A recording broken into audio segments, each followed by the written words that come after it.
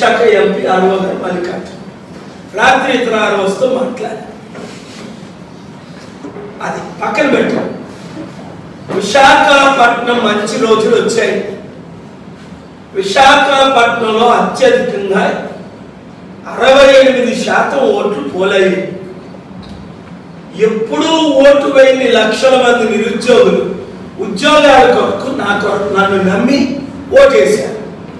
2, ఎప్పుడూ ఓటు వేయని officers, doctors, engineers, retired people వారు బయటకు వచ్చి కొంతమంది 3-4 గంటలు, కొంతమంది 2-3 గంటలు వెయిట్ చేసి ఓట్లు వేశారు.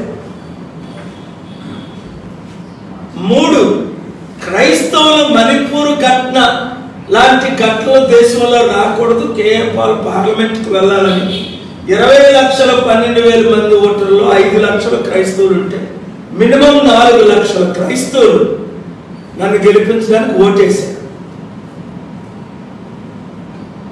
అలాగే స్టీల్ ప్లాంట్ ని తెలుగుదేశం, కాంగ్రెస్, బీజేపీ, వైసీపీ గంగవారం పోటీ జగన్ 60,000 కోట్లు 620 కోట్లకి అమ్మారు కనుక దీన్ని మీడియా ద్వారా, సోషల్ మీడియా ద్వారా గ్రూపుల్లో చేర్చి అద్భుతంగా 190% ప్రతి విశాఖ 20 లక్షలు 18 లక్షల మందికి రీచ్ అయిపోయి స్టీల్ ప్లాంట్ అమ్మకాన్ని ఆపిన డాక్టర్ కేఏ పాల్ని రివార్డ్ చేయాలి అని స్టీల్ ప్లాంట్ కార్మికులు ఆదినారాయణ గారు చైర్మన్ స్టీల్ ప్లాంట్ పోరాట కమిటీ, ఆ 45 సెకండ్ల వీడియో మీరు చూసుంటారు. 12 లక్షల మంది విశాఖలో ఇన్స్టాగ్రామ్లో దాదాపు 10 లక్షల మంది వాచ్ చేశారు. సగానికి సగం వాటర్స్. బడుగు బలహీన వర్గాలు అంటే మనం 52% ఉన్నాం బీసీలో. ఎప్పుడూ 6 కులాలే మనం వెళ్తున్నాం. కుల పాలన మనకు వద్దు, కుటుంబ పాలన మనకు వద్దు, వాళ్ళు ఓట్లు వేశారు. ఇప్పుడు పోలైంది 68-70% అంటే 14 లక్షలు 20 లక్షలు. నేను మీకు చెప్పింది అదే, అనేక సార్లు మీడియాలో చెప్పాను. చాలా మంది 50 నుంచి 55% పోలవుతున్నారు. అది 11 లేదా 12 లక్షలు అనిపిస్తారు. ఆ ఎక్స్ట్రా 2 లక్షలు వ్యతిరేకంగా ఈ గవర్నమెంట్ పాడు చేసింది. 19 లక్షలు 13 లక్షల కోట్లు అప్పు చేశారు జగన్మోహన్ రెడ్డి గవర్నమెంట్, చంద్రబాబు. వ్యతిరేక ఓటు వచ్చింది. సో ఇవన్నీ చూస్తుంటే మినిమం బేస్ వేసుకున్న 14 లక్షలు దాదాపు పోలైతే 4 లక్షలు క్రిస్టియన్ ఓటర్స్, 2 లక్షలు 8 లక్షల్లో యూత్ జాబ్స్ కొరకు, స్టీల్ ప్లాంట్ 1-2 lakhs మినిమం దాన్ని బెనిఫిట్ పొంది. ఇలాగా చూసుకుంటే ఇంకొక 2 lakhs బడుగు బలహీన వర్గాలు దాదాపు 9 నుంచి 10 లక్షల ఓట్లు మనకు పోలాయని మా ఇంటర్నల్ వీళ్ళు సర్వే. అయితే టీడీపీ అభ్యర్థి భరత్కి లాస్ట్ టైం 4 లక్షల ఓట్లు పడ్డాయి. ఇప్పుడైతే వారు బీజేపీతో కలిశారో ముస్లిం, క్రిస్టియన్ ఓటు 30% పోయాయి.